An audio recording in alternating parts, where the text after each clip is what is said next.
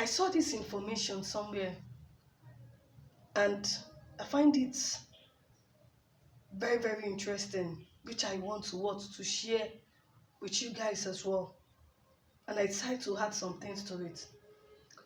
Sometimes I pity some ladies that the only thing they do in relationship is sex.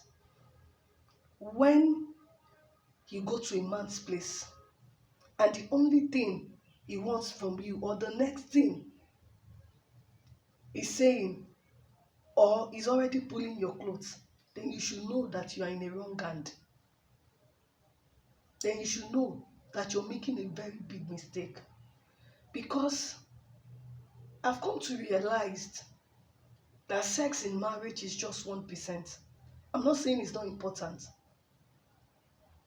But you see, what will make the marriage last is not sex. It's not sex.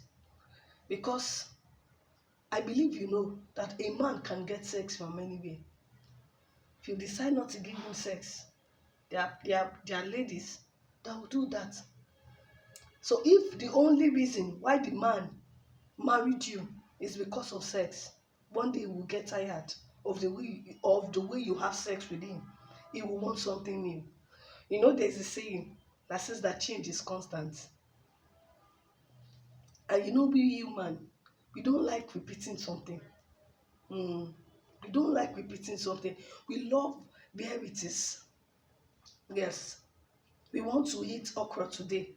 We eat egusi tomorrow. And that is the way a man is. They love to try new things.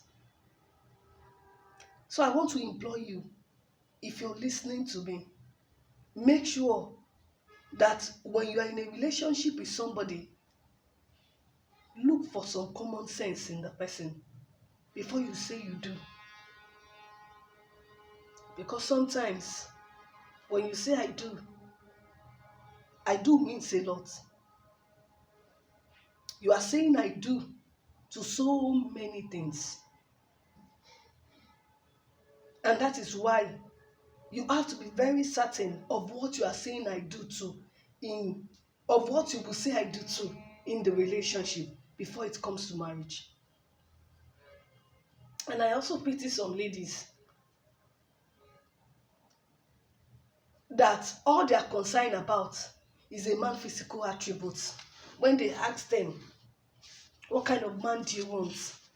They will say, I want a man that is tall. I want a man that is muscular. I want a man that is handsome. I want a man with 6 packs. I want a man that is rich. I want a man that is this. I want a man that is that. Forgetting that you might get married to a man that has all that, and yet you won't enjoy that marriage. Take it or leave it. You see, what you will live with in that marriage is the man's character. I'm telling you. What you live with in the marriage is the man's character. I'm not saying physical characteristics or physical attributes is not important. It is. But if you fall in love with the way a man looks, by the time he starts treating you the way you don't want, you will fall out of love. Don't laugh. It's not funny. You will fall out of love. You will see some men. There are some men that they love to dye their hair. They can go to the bedroom and spend like two hours in the bedroom, washing this, washing that.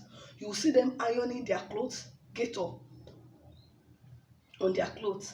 I'm not saying it's bad to be good looking, but you see a man that is always over-conscious of his look. Let me tell you something. Most of these men don't take care of their wives. Because most of men like that, they are very, very lazy. Before I got married, where I was living before, there's a story of a sister there, just like that. you see the children this sister gave birth to, very handsome and beautiful. But the truth of the matter is, she said the husband she married was just like that, always conscious about his look. He will go out, he will iron clothes, he would, do the hair very well, everything. He will look nice, very handsome. He will go out like that. And by the time he comes back in the evening, he's also looking clean like that.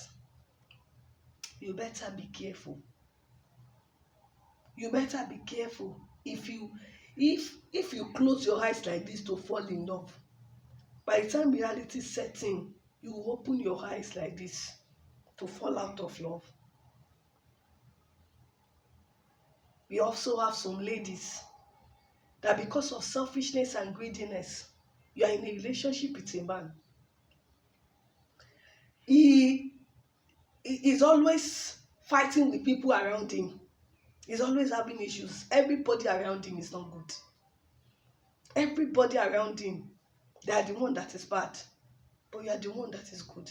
Let me tell you something. Yoruba will say mokomoko, it will soon come to your own turn. That he will start saying to you too, you are not what? You are not good. Or you are in a relationship with somebody that the only person is taking care of is only you. And you are like, it's because my baby loves me. My baby does this. My baby does that. You saw his mother. His mother is looking tattered. He didn't take care of the mother.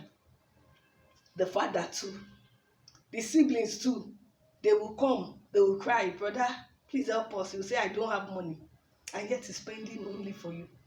And instead of you to look at that if he could do such to his family members, by the time you also become his family too, you are the next victim. You decided to close your eyes and you now enter the marriage. I'm telling you now, if you don't want to cry later, it's better you allow him change that kind of character before you marry such a person. If not, when you enter such a marriage, the same way he's treating his family, he's treating his brothers, his sisters. Let me tell you something. All his sisters, mother, father, all of them cannot be bad. Shebi, you know. So if he's not taking care of any one of them, and you are the only one he's focusing on, it will soon come to your turn. Don't fall in love with a man's physical characteristic. Don't let it be 1% out of what you're looking for. Fall in love with character. Fall in love with a man with vision that is working towards actualizing his goals. Fall in love with a man that has a forgiving heart. A man that will not keep malice with you for a week, for a day. Fall in love with a man that has conscience. Fall in love with a man that is kind. Fall in love with a man that is compassionate. Fall in love with a man that does not only treat you well, but also treat others well. Fall in love with a man's character. Because I tell you, my sister, it is a man's character that you will live with. And it is the way his character is. That is the way he will treat you.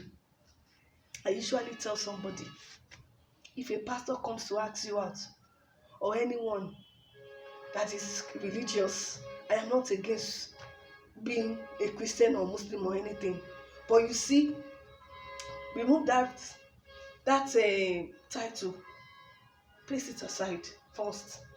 Now relate with the person behind that title. Remove the title, relate with that person first. Know the kind of person that the person is.